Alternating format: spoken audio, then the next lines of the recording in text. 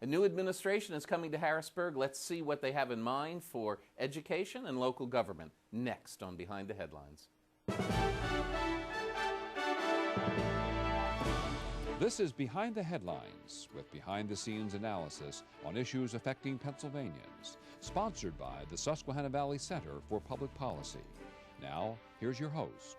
Hi, welcome to a new edition of Behind the Headlines. I'm Charlie Greenewalt, Senior Fellow, the Susquehanna Valley Center for Public Policy, and I'm joined, as usual, by Maura Donnelly, my co-host. Maura, welcome. Hello. Welcome. Well, this is a new dawn in Harrisburg and Pennsylvania. We have what amounts to parliamentary government, Maura.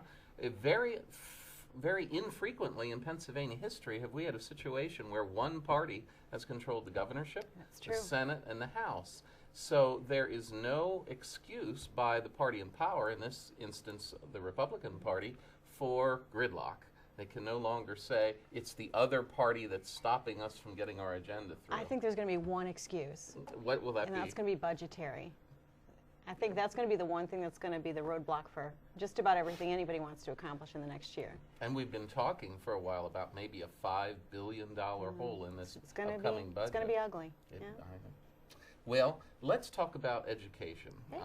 One of the areas that new Governor Corbett will be taking a look at, and of course, the world of cyber charter schools is one that has been expanding and one of great promise and one of great advancement throughout the Commonwealth. Today, to talk about that issue, we have Reese Flurie with us. Reese is the assistant to the CEO of Connections Academy, Pennsylvania. Welcome, Reese. Thank you. So nice to have you here. So you are the assistant to Dennis Tooley. Yes, I am. To Dr. Tooley. Well, congratulations. Thank you. How long have you been with the Academy? A little over a year now. Okay, and your job specifically is to? It would be similar in a brick and mortar world to an assistant superintendent. Assist the CEO in the operations of the school, and then look at educational programming, primarily at the secondary level. At my end, we also have someone that acts as a director of elementary ed. Well, with this new political atmosphere, this new political environment in Harrisburg, with the Republican Party controlling all the levers of power for the next 2 years, what change, if any, do you see on the horizons regarding the state of Pennsylvania and cyber charter school education? Well, even up to this point, Pennsylvania is seen as a leader in cyber charter schooling, with 11 cyber charter schools across the state. And I see that doing nothing but expanding. The current administration is in favor of school choice and options for kids, so I see it just growing. Well, you've had one little hiccup, I guess we could call it, with Auditor General Jack Wagner calling for a moratorium on cyber charter schools. And you want to give us a little bit of detail about why he's calling for that, and whether you think it's going to, what do you think is going to happen with that? Well, not to put words in his mouth, but I think the flavor of his comment is the funding system's broken.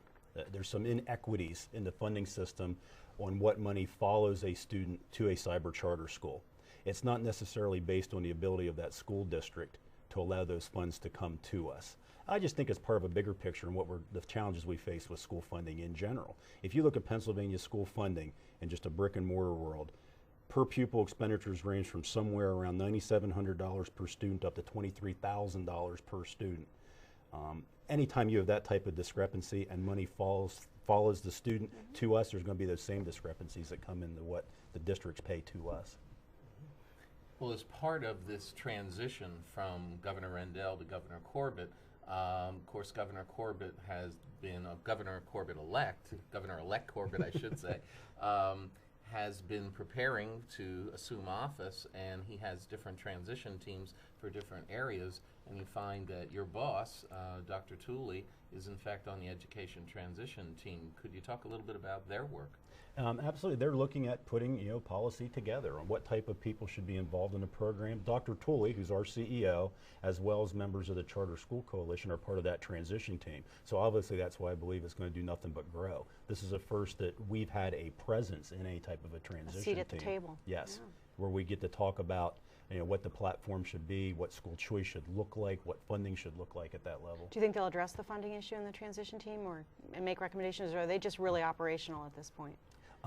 They're really just operational at this point, but I think they will make suggestions because we see how the money flows. What a lot of people don't understand, there's different terms that get thrown around with tuition and things.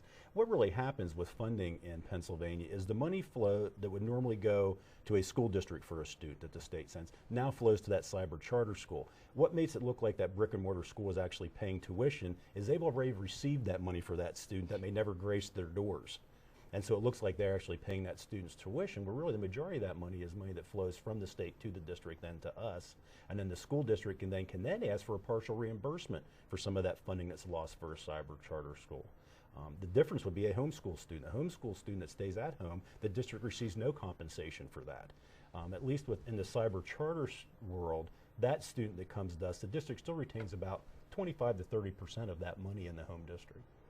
Well, I understand that Connections Academy is doing some very interesting things. You've got a mobile lab that you've just that you've got out there now. Can you tell us a little bit about your mobile lab? This is just a great opportunity for us. One thing that was important in our school, in Commonwealth Connections Academy, is we still want to have contact with students and contact with families. Isn't that a common misperception, though, that cyber charter schools are the kids are just sitting at home and they have no interaction with anybody else except their parents? Well, do you hear that a lot? Yeah, you hear this term cyber, you're thinking, okay, it's out there floating in the universe somewhere, or it's just, okay, a little screen, web conference, over your computer, and it's really not. We have a lot of face-to-face contact with our parents and our students. Matter of fact, if you talk to our teachers and you talk to our families, they say the relationships they build are better than they ever had in a brick and mortar world. The amount of contact they have with their teachers, the amount of contact the parents have and access to teachers is far beyond what many experienced in a regular school situation. The mobile classroom is just an outreach of that. We designed a mobile classroom. It was a 6-month process. We put it on the road to do anywhere from field trips to science experiments. It's basically a 38-foot motorhome that we had retrofitted with all the electronics, smart boards, computer access, Wi-Fi, satellite. So it can be fully self-sufficient in a parking lot at a state park. We can do full science labs and actually broadcast those science labs to any student on any computer. They can watch what's going on in that lab if they can't be there in person. Wow. Or you could go into a city hall parking lot, I suppose, yes, and operate right out of the center of any city or borough or township in Pennsylvania. Absolutely. Yeah, what we did to purchase this, rather than use local tax dollars that flow to us, we used ARRA money, which is federal money for outreach for struggling students. We have a very high Title I population, students that qualify for fee and reduced lunch. It's about 50% of our students qualify for that. And so we qualify for federal funding to reach out to those students in rural and urban settings. And so that was part of the motivation behind this classroom, to allow the teachers to be face-to-face with those students in those areas. Well, tell us what the unique program is that your mobile unit is going to have during the holiday season here. Well, it's going to be a kind of a house for Toys for Tots. That's great. It's going to be a Toys for Tots collection center. We'll be able to travel around the different communities and do what normally you would see in a barrel for Toys for Tots. We'll be able to do out of our mobile classroom in different areas across the state. So it can be a school-wide Toys for Tots program and not tied to any one building. That's great. Now in Williamsport, there's something else that's new that Connections Academy is doing. Could you talk about what you're doing in Williamsport? Sure. It fits with our philosophy of making connections with families, and we're starting to get a higher concentration of families in the Williamsport area. So we opened up a drop-in center, which is a smaller school setting compared to what we have in Philadelphia, Pittsburgh, and Lehighton, and of course our Harrisburg main office. About 14 to 16 teachers will work out of that office to service the families in that greater Williamsport area.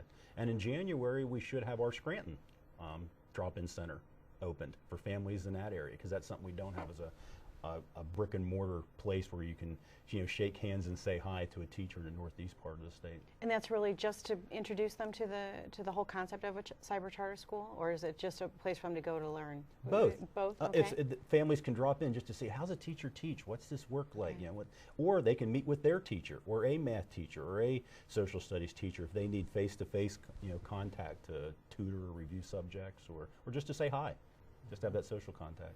When the Auditor General did the report on cyber charter schools, was he in contact with your organization, as far as you know? And what interaction has there been between your organization and the Auditor General's office since the issuance of that report?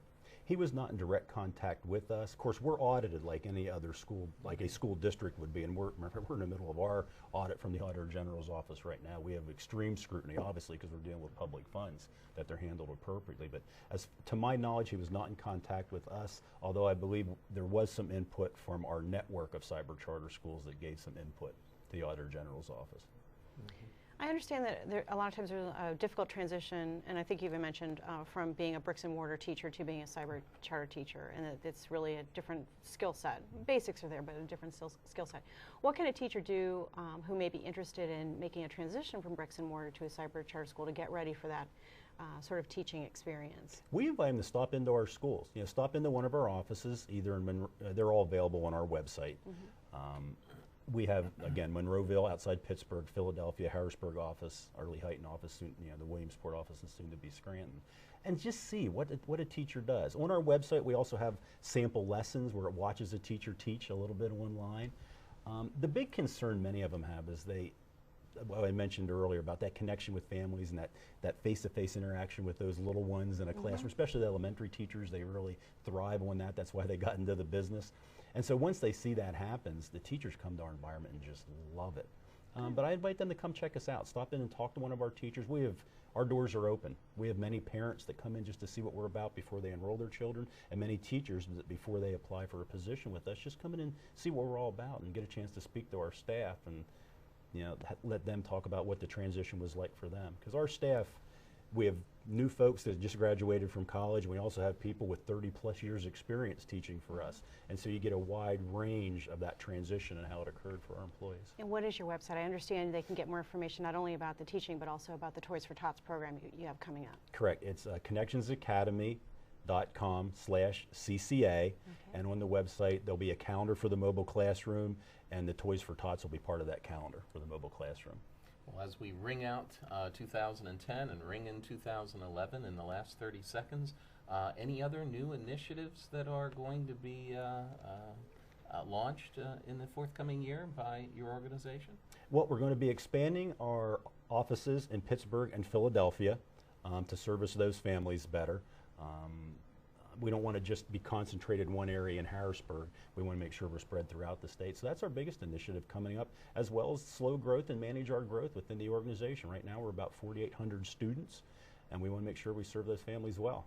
Okay, well, thank you for being with us as the year ends, and we look forward Happy to New Year. talking to you in the new year. Thank you. Appreciate the opportunity. All right, we'll be back with the second segment of Behind the Headlines right after this. Behind the Headlines is brought to you as a public service by the Pennsylvania Business Council, envisioning a Commonwealth in which residents enjoy a very high quality of life in sustainable communities. The Council works aggressively to define key long-term policy strategies and solutions that make the Commonwealth more competitive, creating and sustaining a better Pennsylvania. Additional underwriting provided by the Worrell Corporation Foundation, based in Carlisle, Pennsylvania, by the Edward H. and Jeannie Arnold Foundation, and the American Home Bank, a nationally chartered and FDIC insured yet locally owned and operated bank in central Pennsylvania, and by the Pennsylvania Manufacturers Association. Business in Pennsylvania is our business. Behind the Headlines is also supported as a public service by Daily Express, transporting construction, farm, and industrial equipment throughout the United States. And by Penn Waste, your best local choice for your waste removal and recycling needs. Penn Waste is proud to be a locally owned business. Since the company's founding in 2000, it has employed many of its neighbors as members of a dedicated team of professionals. Penn Waste is proud of its many contributions to the people of its service area through support of numerous community organizations such as Christmas Addicts and the Junior League of York. One more way they improve the quality of life where they live and work.